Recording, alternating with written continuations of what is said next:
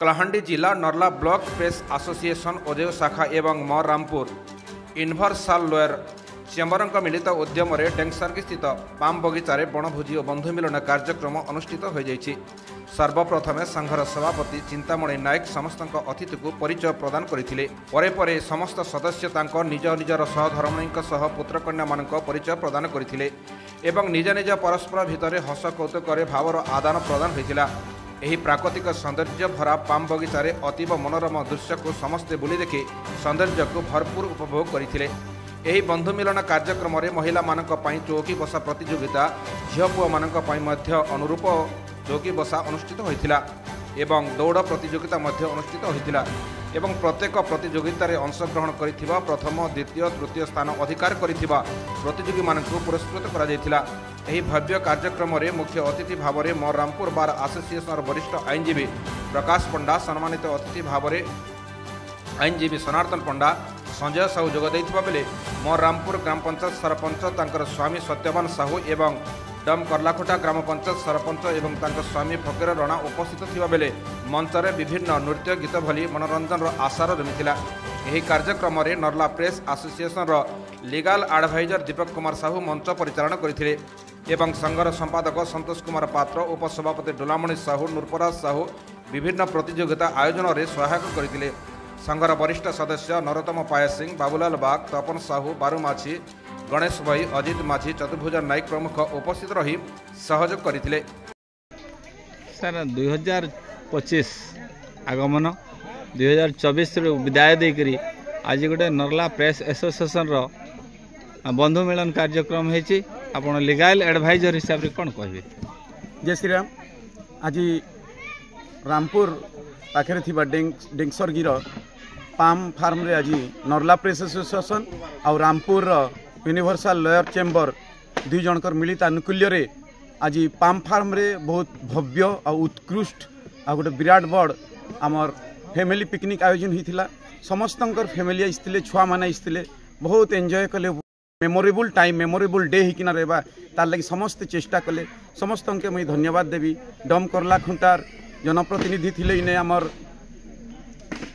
आमर पाखे थिले रामपुर जनप्रतिनिधि आमर पाखे थिले रामपुर वरिष्ठ आईनजीवी माने थिले फकीर मन राणा आमर सत्य भाई तांकर मुख निसृत किछि शब्द आमर नर्ला प्रेस एसोसिएशन रो समस्त को कहले। समस्ते बहुत खुशी हेले तांकर बाणी शुणिकिना। परिशेष रे नर्ला प्रेस एसोसिएशन रो ओजेव शाखा के बार एसोसिएशन रामपुर वरिष्ठ आईनजीवी प्रकाश पंडा महोदय समस्त को आश्वासना देले जे जेते बेले भी जी भी कौन प्रकार आईन स्वार्थपर भाव रे निर्द्वंद रे से प्रकाश पंडा महोदय को से यदि से तांको कांटेक्ट करबे से तांको गोटे उपयुक्त तांको रास्ता देखेबे आ तांको संपूर्ण रूप रे से साहाय्य सहयोग करबे बोलिकिना से समस्त को प्रतिश्रुति देथिले। एटा सुनिकिना समस्त खुशी हेले, करताली द्वारा समस्ते स्वागत कले। आ मनोरम परिवेश रे ई मनोरम सभा समस्तंकर मानसपटर लिपिबद्ध होइकिना रहला। सेतले मैं समस्त को अशेष अशेष धन्यवाद देवी। जय मां माणिकेश्वरी।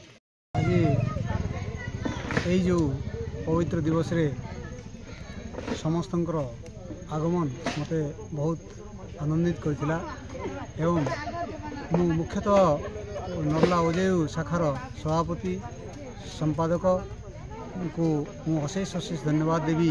तांकर उद्यम रे आज यही जो वन महोत्सवटा पालित होइथिला बहुत आनंद देइथिला। और ये बन्याड़ परिवेश रे समस्ते खुशी और पुलकित होइथिले। मु एथिर सबुठु बेसी श्रेय देवी मोर सान भाई दीपक कुमार साहू को, जे कि ओजेव शाखार लीगल एडवाइजर अछंती। एमती मु आशा करी जे आगामी दिन रे भी एमती प्रति वर्ष यही समय रे आमे एमती यही जो परंपरा को बजाय रखिबा और जहाँ कि ओजेव को दीर्घायु कर। सर ये जो बणभोजी होता एवं बंधु मिलन कार्यक्रम एटा केमती देखुछन्ते आपण? प्रथम नमस्कार।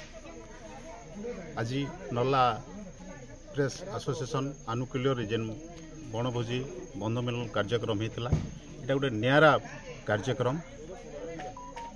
आउ यही कार्यक्रम गोटे प्रतियोगिता प्रतिबद्ध होकर छोट छुआ मन नहीं माँ मनकर प्रतियोगिता कार्यक्रम गोटे सते कि गोटे एनुअल फंक्शन भली आगे कार्यक्रम है यहाँ सबु वर्ष लगी रहू आउ जेन बंधु भाईचाराटा जेन सृष्टि है यहाँ गोटे बहुत खुशी आनंदित लगला।